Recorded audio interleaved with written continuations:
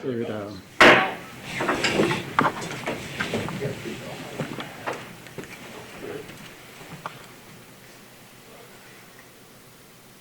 pledge allegiance to the flag of the United States of America and to the republic for which it stands, one nation, under God, indivisible, with liberty and justice for all.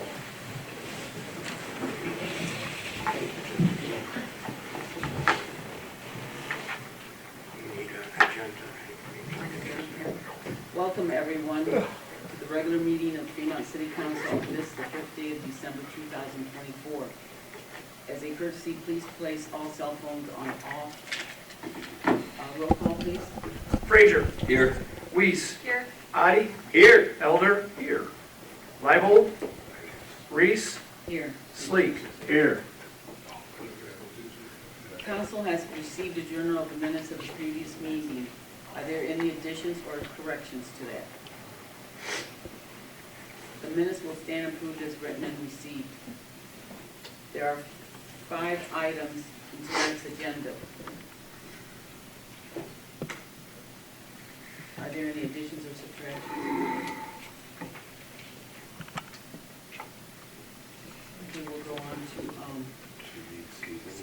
yes, please. I make a motion to excuse President Hafford, Councilman Leibold, and Stevie. I don't know what. Stephen Martin. I'll second. It's been moved and seconded that we excuse the following: Councilman Leibold, President Hafford, and Clerk of Courts, or Clerk Martin. Clerk of Council. Everybody's good. Roll call. Weiss. Yes. Adi. Yes. Elder. Yes. Leibold. Reese. Yes. Sleek. yes. Frazier. Yes.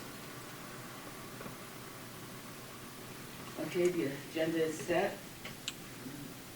Acting as clerk will be Mr. Elder, and he will start the reading of the first item. Third reading of an ordinance to make temporary appropriations in the amount of $68,057,305 for the expenses and expenditures for the 2025 fiscal year, January 1st through March 31st for the city of Fremont, state of Ohio, and declaring an emergency. Move to adopt. Second.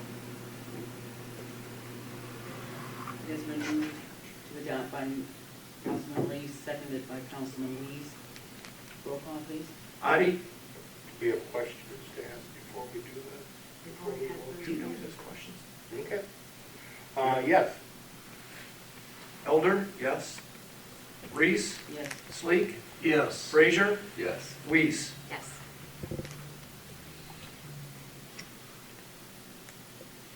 That has been moved and passed. Thank you. Item number 2. Second reading of an ordinance amending the pay scale for part-time, intermittent, temporary, seasonal, and interim employees, boards, and commissions of the city of Fremont, and declaring an emergency. Madam President Pro Tem, Yes.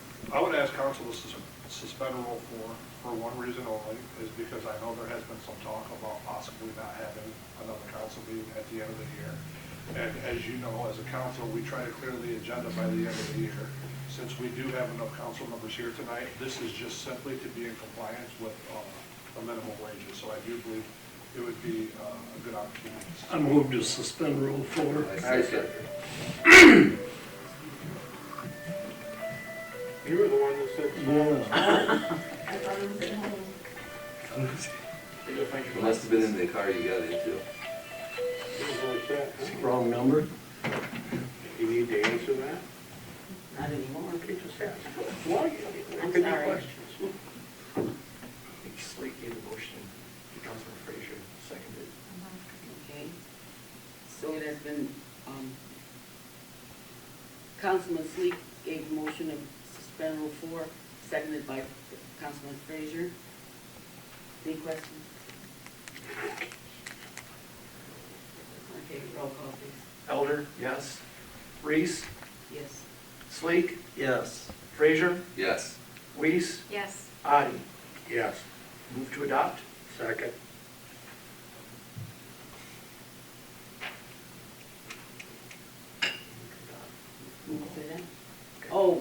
sorry. I forgot you were after this. He hasn't been intern for a while. I know. Okay, go ahead. Reese, Yes. Sleek, Yes. Frazier, Yes. Weiss, Yes. Addie, Yes. Elder, yes. Okay, that has been, that has been passed. So we'll go on to the third reading. First reading of an ordinance authorizing a fund transfer in the amount of $850,000 for the city of Fremont, state of Ohio, and declaring an emergency. Madam President, if I may, this is a budget adjustment we're doing. Every year, about this time of year, we kind of clean things up and move things around to make sure that our budget is on track. I think one of the biggest things that, there's actually two big things on there, and I'll let Mayor talk about one. But there is actually a line item where we're starting to move some of the income tax fund into a separate account. The best way I can describe this is how we plan ahead for our police cars and fire trucks. Well, we have we've been awarded a lot of grants to do a lot of projects around town. However, with grants, there's always a matching dollar amount. So what we're doing is we're starting to move income tax into a separate fund so that we can make sure that every year we have the matching funds for these grants so we can get these projects done. So that's the biggest thing in there. And it doesn't, we're not running into debt or anything like that. We're just simply moving it over.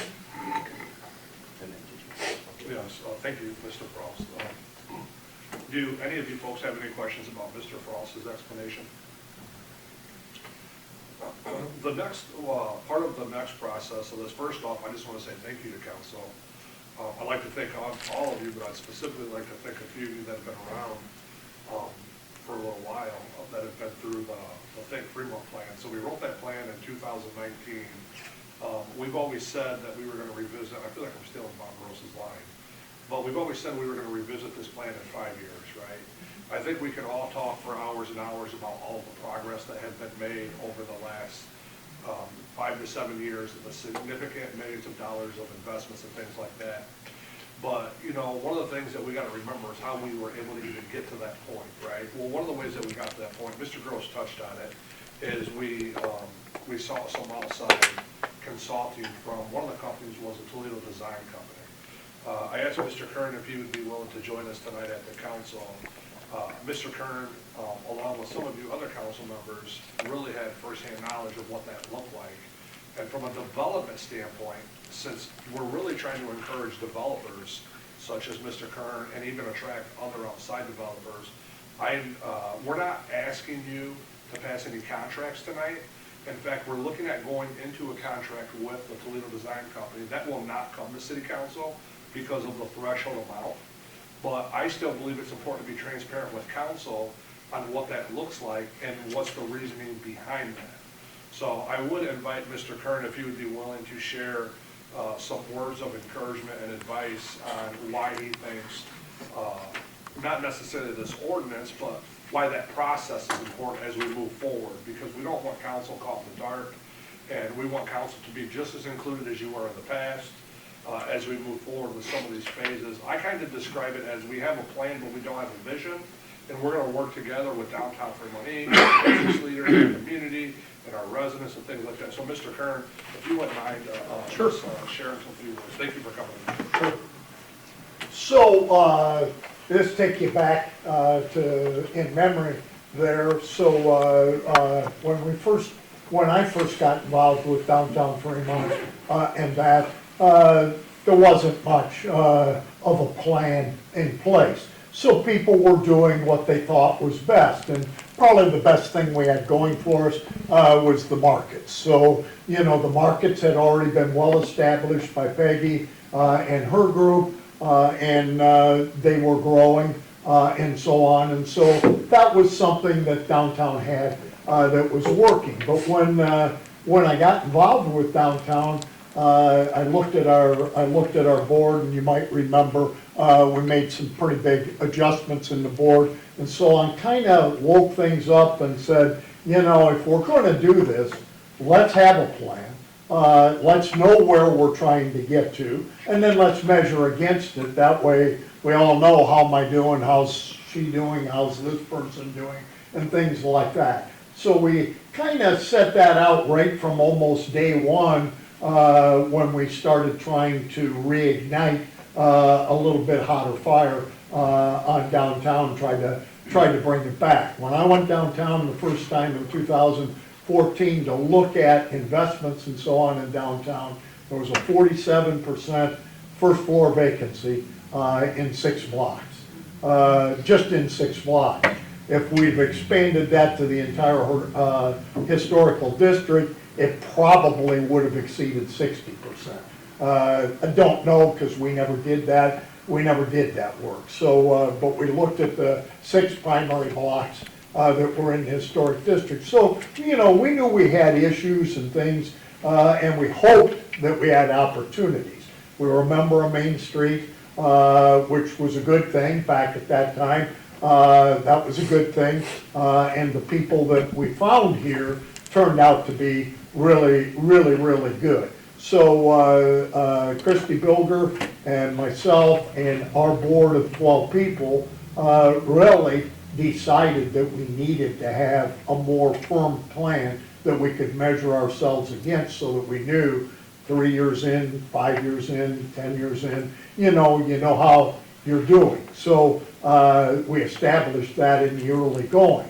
We were very lucky that the mayor, not this mayor, his predecessor, had an opportunity to introduce Christy and I to the Toledo Design Group.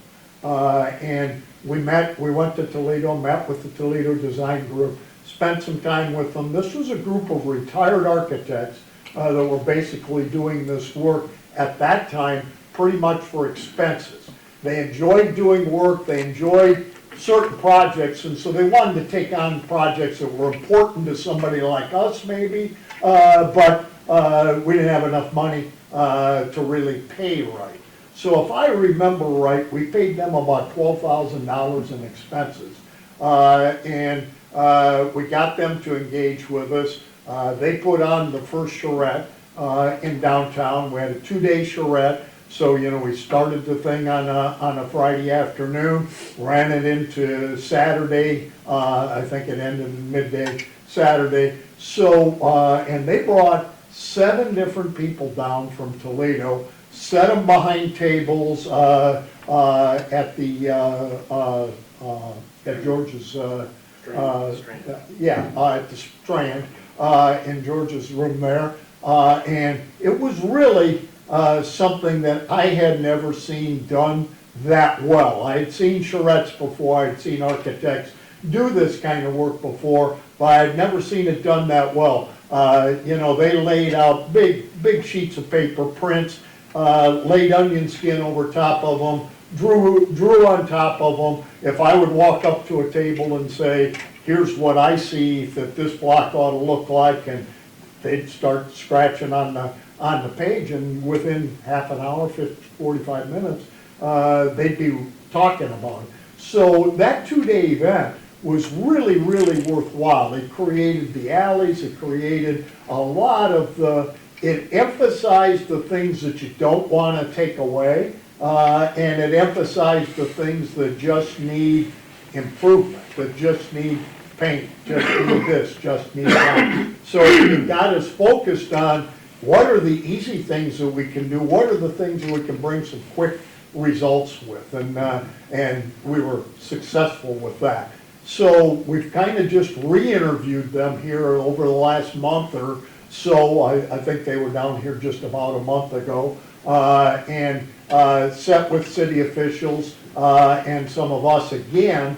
So there's only 2 or 3 of the old guys left that were part of the first round of this, but they remember very well, and they were very excited because we did a pretty detailed scorecard and sent it to them, and so we were like 77% complete on what we ultimately decided to do. And we didn't decide that the day of the charrette, but over time, various things got put in place. Some of them not quite exactly the way they were sketched out, but a lot of things got put in place. Some things got destroyed, a couple of buildings went down that we didn't anticipate were going to go away, things like that. But 70-some% in less than 10 years. Not bad, you know, not a bad performance. So we thought we'll look at these guys again.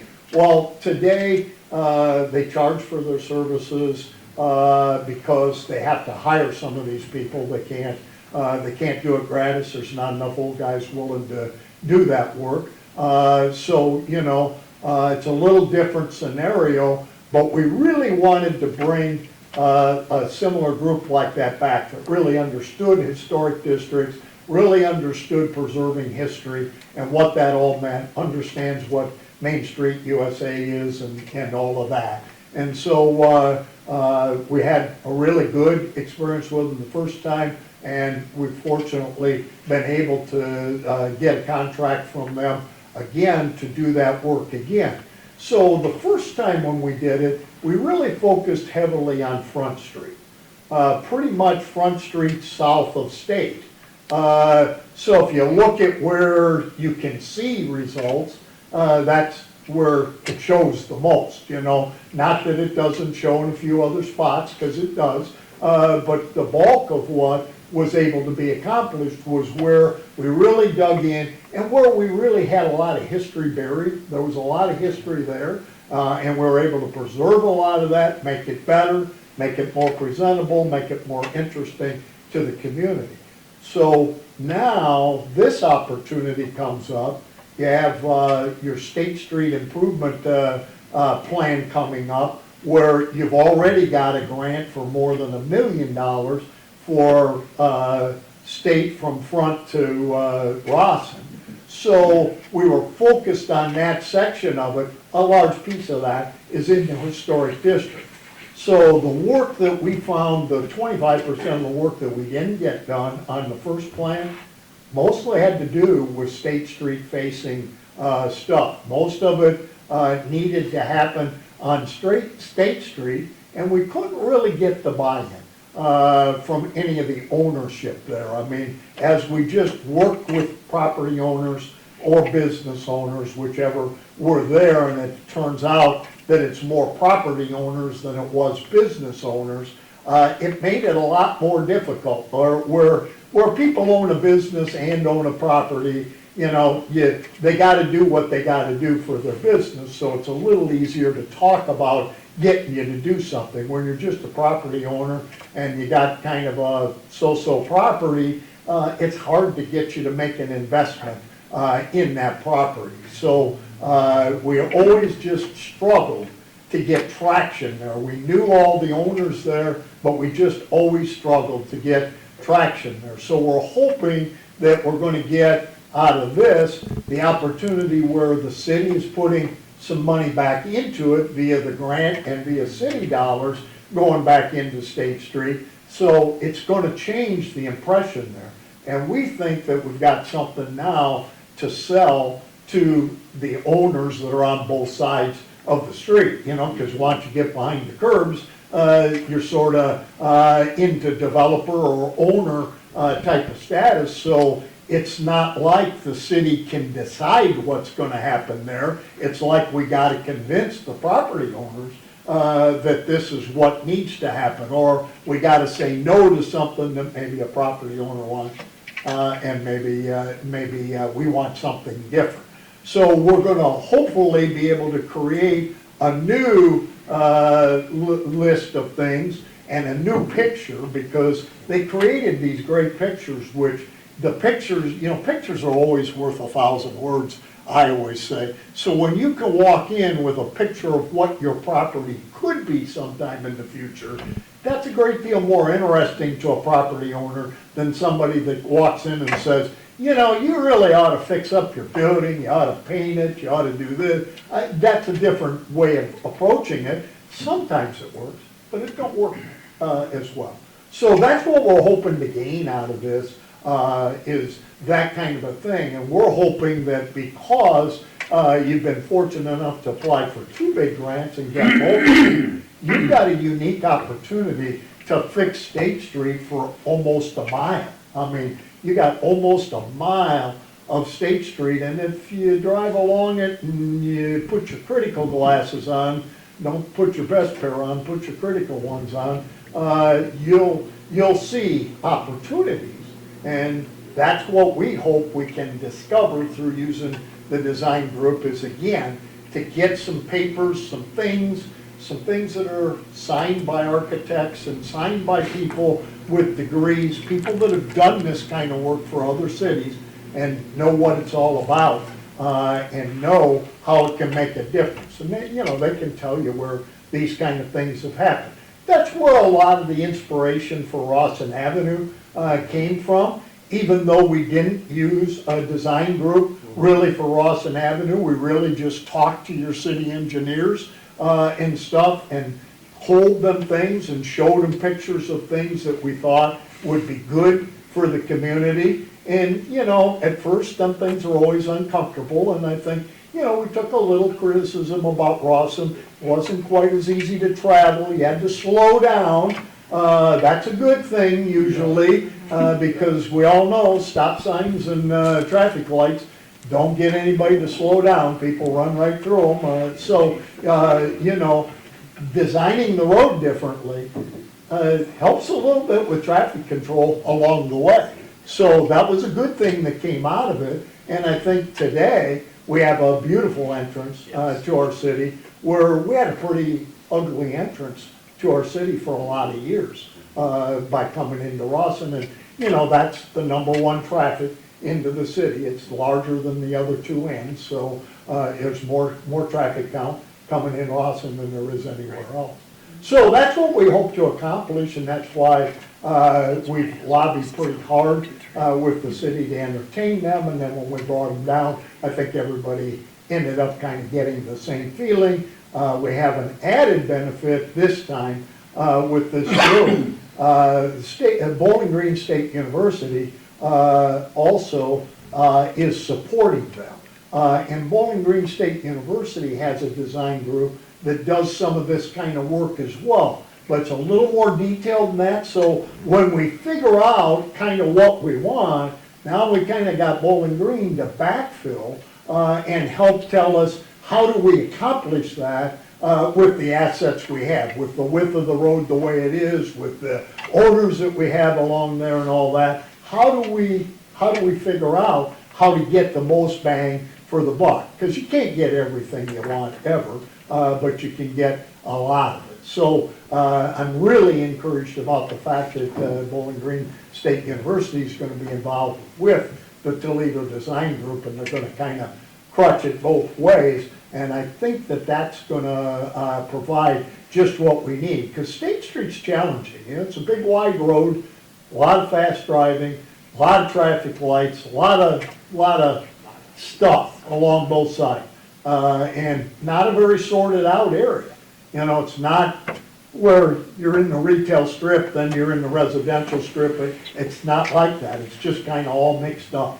And so what we hope is we can design something that can start to help sort that out. By what we build in the middle of the right-of-way, we're going to help sort out what we can have along the edges of the road. And then we can start these bigger conversations with developers and people like that. So, I had an opportunity just today to talk to a developer out of Cleveland that does retail stuff. And, some of them guys, if they can get the right commitment from the communities, they're willing to do some pretty dynamic stuff on the sides of your roads, and they're willing to pay some pretty big bucks for properties that are pretty darn run down, so that they got enough real estate to make it worth their investment. They'll bring millions of dollars to the community. It's just a process. So I'm encouraged by it. So I don't know. Any questions for me or any? I do, because I was kind of here from the beginning, because it all started. Yes, you were, yeah. When the mayor was, we both came in at the same time. Did the design from Toledo do a little back patting or anything, say, man, you guys really did a good job with this? Well, they think that we did a very good job. It's funny how it is, though, when you do stuff like that. You kind of do it, and then after a few years, it's no longer what you're talking about, because you're always most familiar with your last 2 or 3 things you've done. they're doing a lot of work now, and they're quite happy about the fact that they're able to do more of that work, especially in the smaller cities around Toledo. They're getting a lot of that work, and it's paying off. So them people are experiencing the same thing we experienced, which is reassuring. I think, just to comment on that, I know that we had some conversations with them, and, the number that Mr. Kern stated, that when the city put this plan out, to be at 77% of where we're at today, I think they were kind of surprised that we've gotten through as much as we've gotten through so fast, if that was your question. Yeah, usually they say if this stuff takes 20 years. Well, we're only 10 in, I mean, we're really just 10 or 11 years in, The so. amphitheater wasn't even in that original, was it? No, that So was had not, to- so, had to be see, an that were the eye-opener. things that change as a plan evolves, then things find their place. So if And the they're looking at it amphitheater now- found its place inside of that framework, It had to be, And it came faster than we really But then expected. it We had to would be have thought the impressive. amphitheater might still be in the planning stage, Yeah. not in the already done stage.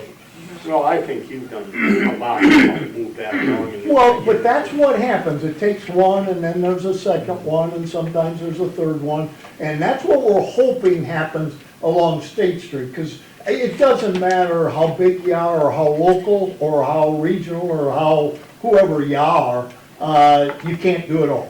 And other people have good ideas too, so you want to get 3 or 4 people kind of challenging each other, because it really ups everybody's game. It's no different than a sports game or anything else. When you play against a good team, it ups your game. It has to. As a major investor and major developer that made a lot of this happen, are you happy with where we? Yeah, I would say we're generally happy. I mean, developers are never happy, because they're always reaching out, working on the next thing, and there's always hurdles. There's always things that you're a little bit angry at yourself about, or angry at something that got in your way, or whatever. So, developers are weird cats. I mean, and we really are, and not everybody understands them. It's kind of like the design group. They're weird cats too, because they say some things that you don't think is very likely to ever happen, and then when it actually happens, it's pretty shocking. That it can actually happen. And like the amphitheater, I believe that was a bit of a dream, but the mayor took it on, downtown Fremont took it on, we took it deeply to heart, we consulted with our representatives and got good advice, and ultimately we did find the path to where the job could get done. And we seized it. When we saw the opportunity, it didn't take long for us to acknowledge it and say, we want to do it. And we had the right assets. Remember, the main reason we got that done was the fact that the plans already existed. Site already existed, planning had already been done. Not that the detailed plan, there wasn't a print there for the contractor to go build it, but there was everything but that. The vision was there, it was secure, the site was secure, the city had already said they were willing to do certain things, that mattered. And you had the Rotary pop in there that Yeah, really. yeah, that helped a bunch. I mean, every one of them contributions helps a bunch, and that's why, it takes a whole bunch of people to make this happen. And we don't have enough yet. And if you look at your west side right now, there's a genuine opportunity to do something really significant on the west side of town. That'll take another 10 years to really, for it to all emerge, because you have, what I always say as a developer is, you have the owners that own and hold, but they keep getting older every year. And if you outweigh them, eventually something can actually be done. Because at first you just think they're just bad and that they're just trying to block stuff. But they're really not. They're really waiting for the value to come. And, you can call them opportunists if you want to, because they're looking for a $500,000 or $1 million deal. They're not looking for a $100,000 deal. And so, you gotta allow them to hold long enough, and, you know, if you think about bigger cities where you see the stone lots, that are parking lots, and for 10 years in a row, I always parked there when I went to the ball game. Then all of a sudden, I can't park there no more, right? That parking lot don't exist anymore. I gotta park a little further away from the ballpark, right? Right. So it's Yeah. the same thing through in a little town. Yeah. So, thank you. Mr. Kern, thank you. The other thing, Mr. Kern, I appreciate you coming down tonight. The other thing I think is important to talk about is the Toledo Design Company is also a nonprofit organization. Right. So the contracts that we're looking to execute with them, I believe, from homework we've done, it would be less, we feel comfortable less. And then we also kind of know what we're getting based off of what we've already got. But we got to remember here in Fremont that it's not always you have to have a plan, but it's the people. It's getting the people involved. Part of that plan isn't just getting the aesthetics or the visual. Part of that plan is how are we going to motivate the people? How are we going to motivate the developers from inside our community versus outside our And community? outside. How are we going to motivate city council to be a business-friendly council? Mr. Gross met with a developer here, I know within the last 2 or 3 days, and that developer wants to meet other city officials. They want to know how friendly the other city officials are. They want to know how friendly city council is, how business-friendly city council is. And I've learned over the years, they really do their homework on us, on the administration, the council. They want to look at how we vote. Do we really support business? Do we really support growth?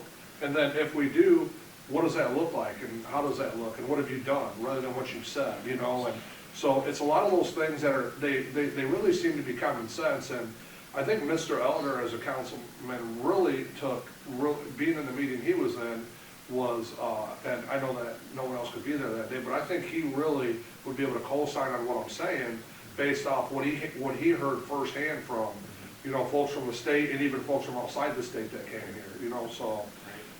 I just believe in being transparent with council.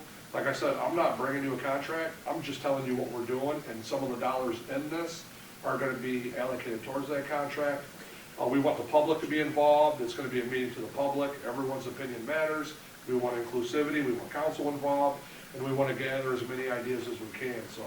Sorry to take so much time on that tonight, but again, thank you for coming down, Mr. Chairman. I would have asked to suspend Rule 4 for the same reason as previously mentioned. I'll make a motion to suspend Rule 4. Second. It has been moved to suspend Rule 4 by motion made by Councilman Elder, seconded by Councilman Sleek. Any questions? Roll call. Reese, Yes. Sleek, Yes. Frazier, Yes. Weiss, Yes. Adi, Yes. Elder, yes. Lible. Yes. Make a motion to adopt. Second. Madam President Pro Tem, Councilman Livo, just to give you just a brief explanation on this for 30 seconds here. A majority of this 850, you may have already read it from the email, a majority of this 850,000 transfer is just dollars that are being transferred from our income tax fund into the capital improvement fund. As we start to prepare for the grants that we've received for the $3 million that we're gonna have to eventually put towards those grants, I just wanted to say that publicly so no one didn't think that you weren't aware. I know you're aware, but I just wanted to explain that to you. Thank you for just allowing me to put that. Thank you, Mr. Mayor. Yes. And I'd like to also add, in case nobody else knows, Mr. Lible did come in at 7:30. I don't know what to do about that, so give him a target. To be record. Say thanks for making it. We'll think about that later. Okay, we're ready to vote. Okay, so roll call, please. Sleek, Yes. Frazier, Yes. Weiss, Yes. Adi, Yes. Elder, yes. Lible. Yes. Reese. Yes. That motion has been passed, or that ordinance has been passed by a vote of 7-0. We'll go on to the next reading of number 4 in ordinance. First reading of an ordinance amending appropriations within General Fund 101, Municipal Income Tax Fund 201, Fines and Forfeitures Fund 253, and Sandusky County Sewer District Fund 726, and declaring an emergency. That goes hand in hand with what we just talked about. I'll make a motion to suspend Rule 4. I second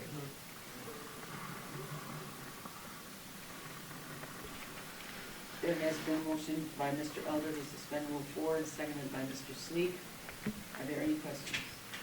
Discussions? Roll call, please. Frazier. Yes. Weiss. Yes. Addie. Yes. Elder. Yes. Lible. Yes. Reese. Yes. Sleek. it. Yes. Move to adopt. Second. It has been moved to adopt by Mr. Elder and seconded by Mr. Lible. Any questions? Discussions? Roll call. Weiss. Yes. Addie. Yes. Elder. Yes. Lible. Yes. Reese. Yes. Sleek. Yes. Frazier. Yes. That ordinance has been passed by a vote of 7-0. Our next reading, number 5, is an ordinance.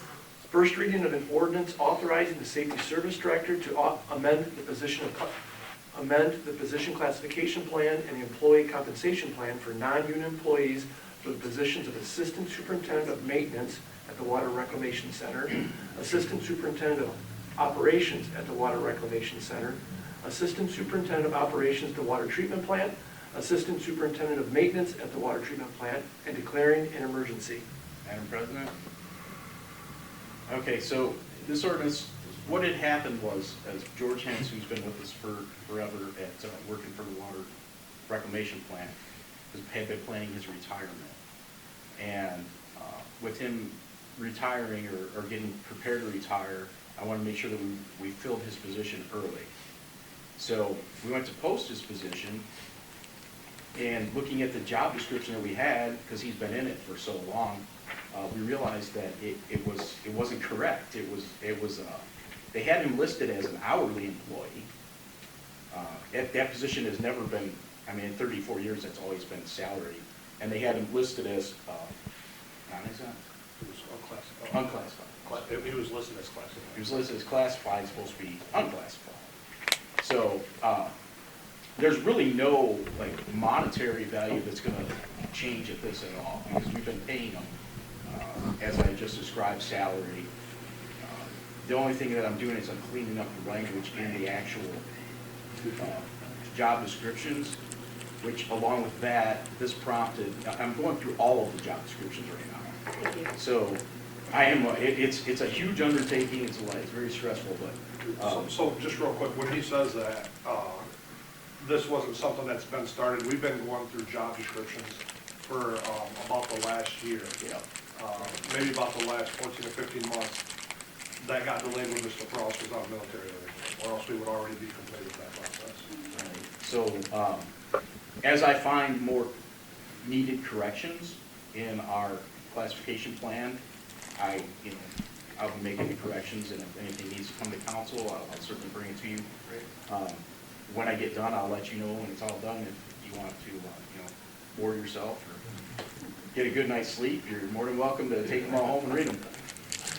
I would ask that we suspend Rule 4, because I do need to post this position, because I need that filled. I make a motion to suspend Rule 4. I second.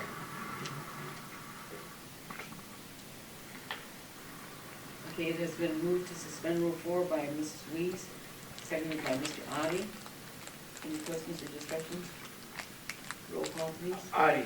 Yes. Elder. Yes. Lible. Yes. Reese. Yes. Sleek. Yes. Frazier. Yes. Weiss. Yes. Move to adopt. Second?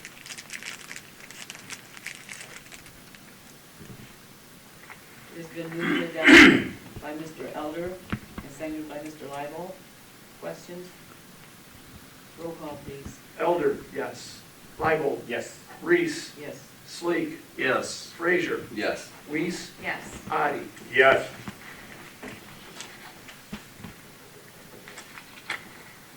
Okay, that is the end of our agenda, not agenda for our meetings.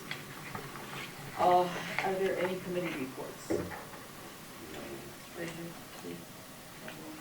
No. Please.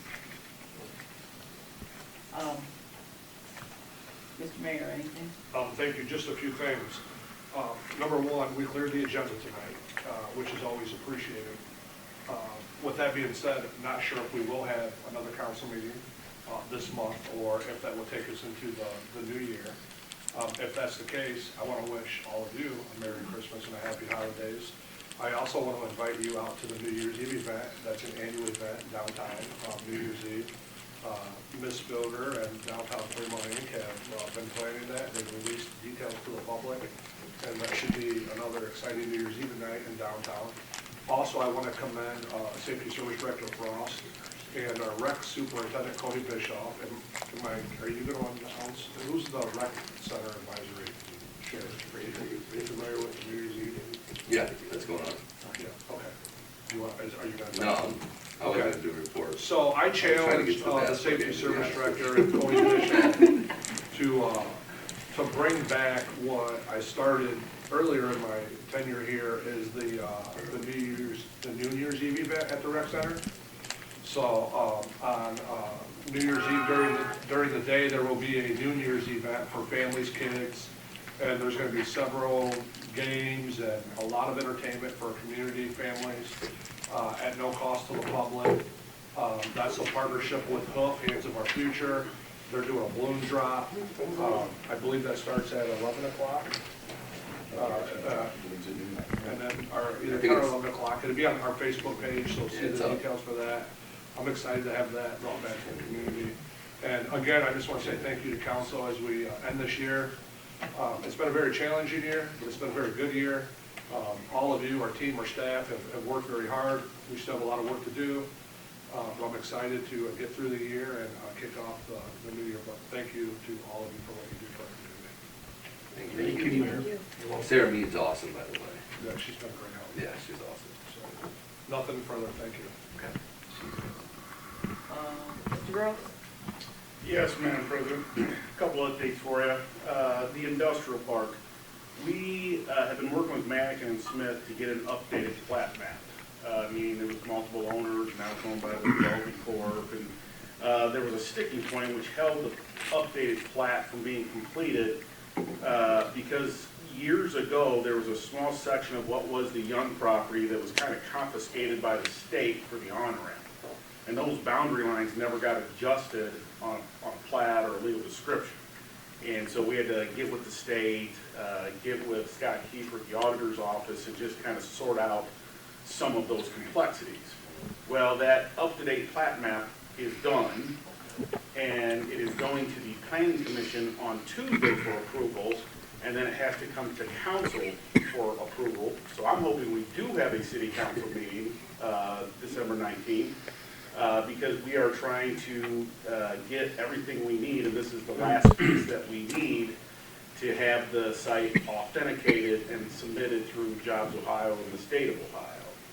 Is that kind of the last thing you have to do before we can? Mannequin and Smith is finishing up the reports, but they're done. I think Tucker's going back and forth fine tuning those, but that's just a matter of they're done, and we just need to clean them up a little bit or talk about a couple talking points. But yeah, this is what I just shared with you is kind of the last big piece, and then we should be able to bundle all that together, submit it through Regional Growth Partnership, which is Northwest Ohio's Jobs Ohio section. So I wanted to share that with you. That it needs to be approved by the Planning Commission on Tuesday, and then approved by City Council. And I was hoping, and then Erica, I think, had sent out, maybe not to council, I think she sent us out a kind of a time frame of having council vote on that on the 19th.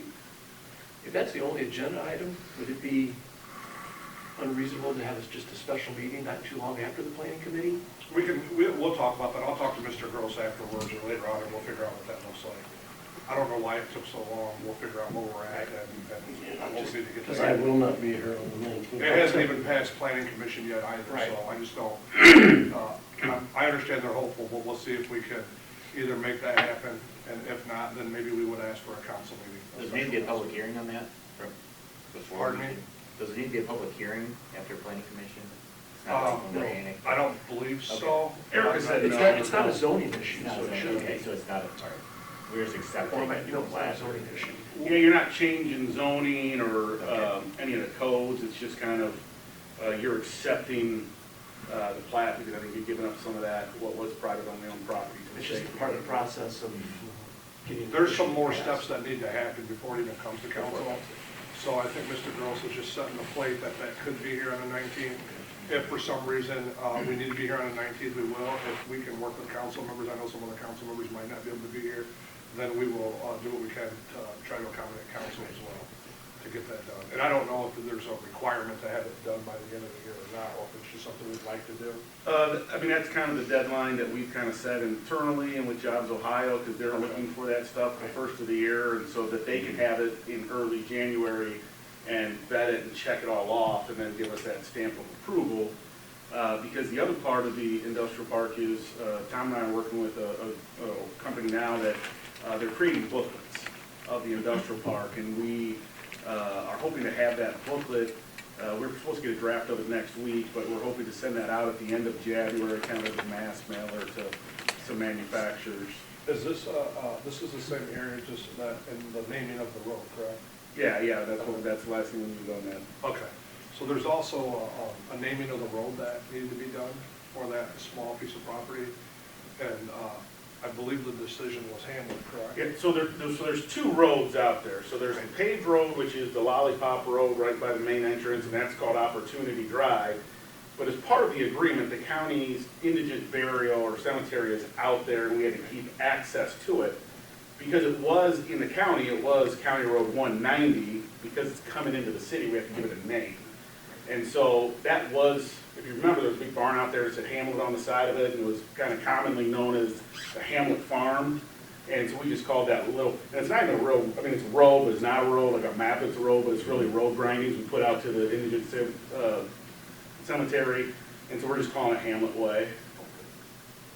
Just for whatever reason, you spell Dennis with one N.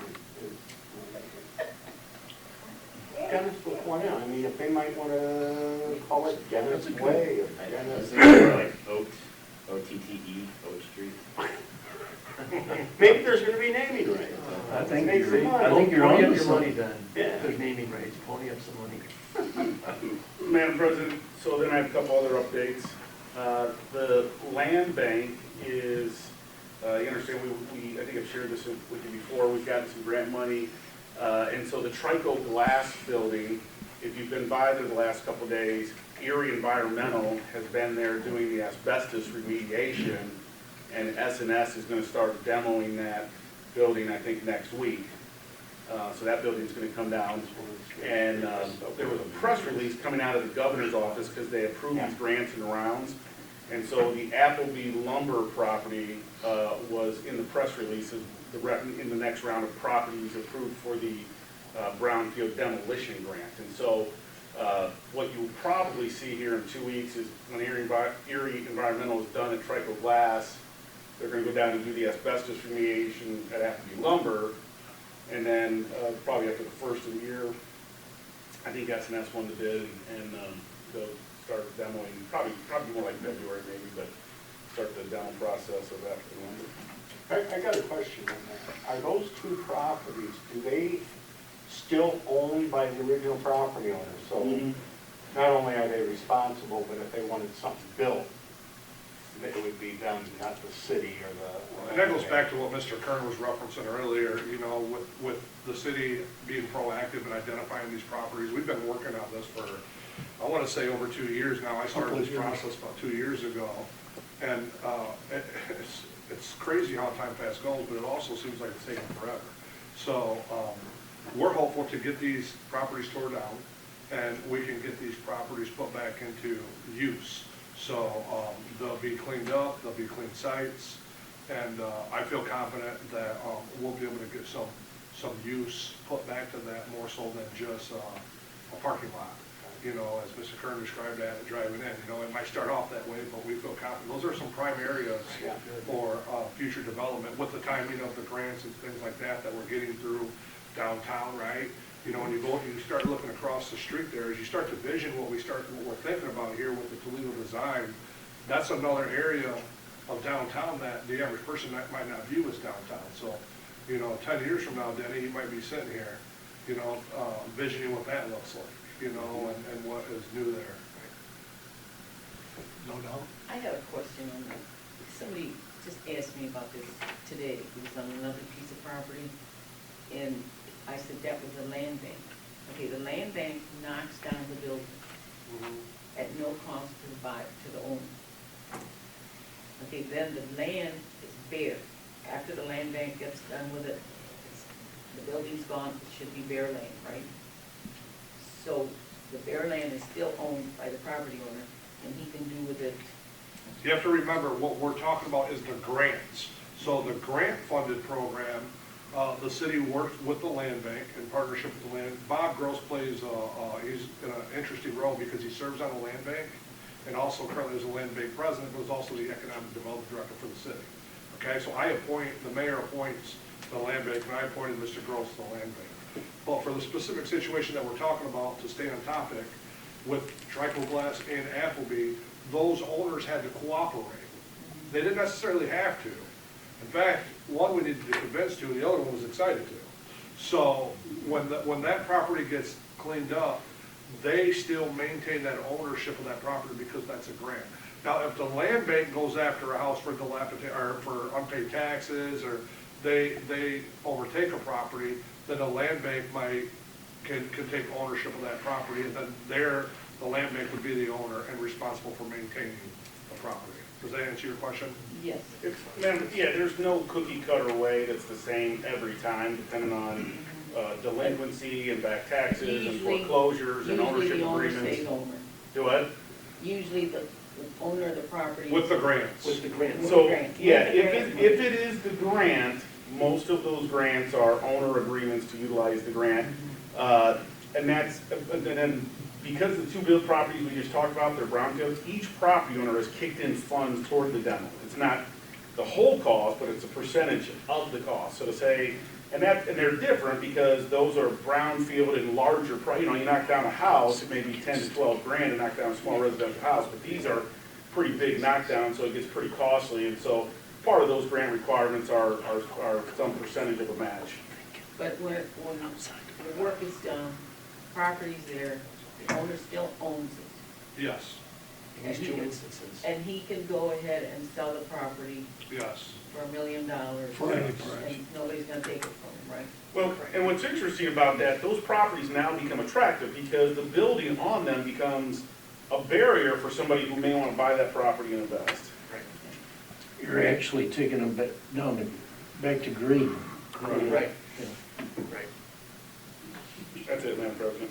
Thank you very much, because I think that helps, it'll help explain it to the public. Mhm. You know, because the land bank, who's the land bank? You know, they don't, a lot of people don't understand. And we understand, just because there's not members from the public here tonight, these meetings do get long. This is our time to explain this to you, for you to be able to explain to the public. Madam President? Yes. Follow up on that. Yes, please. That's in the historic district, right, the Appleby? The Appleby lumber? Yes. It is. So has this gone through Architectural Review Board yet? Not yet. They're in the process of filling out an application, and then we'll have it on the agenda next ARB. Okay. Thank you. Okay, thank you. Mr. Frost? I just got a couple of things. In reference to the Trico building, when that comes down, I'm working with SNS. There will be some lane closures, just so you're aware. I've been working with them pretty closely, and we've got it narrowed down to, we think we're only gonna have to close one lane at the most for 2 days. We're trying to get it down to 1 day. So we're really working hard on trying to, when the top of it starts to come down, so that we don't impede traffic that much. The other thing I wanted to bring your attention was, I had mentioned that I was going through the job descriptions. I continue that. Along with that, I am also redoing the policy manual, the entire policy manual for the city, which don't expect it. If I get it to you before February, I'd be ecstatic. So that's eventually going to be coming your way for review.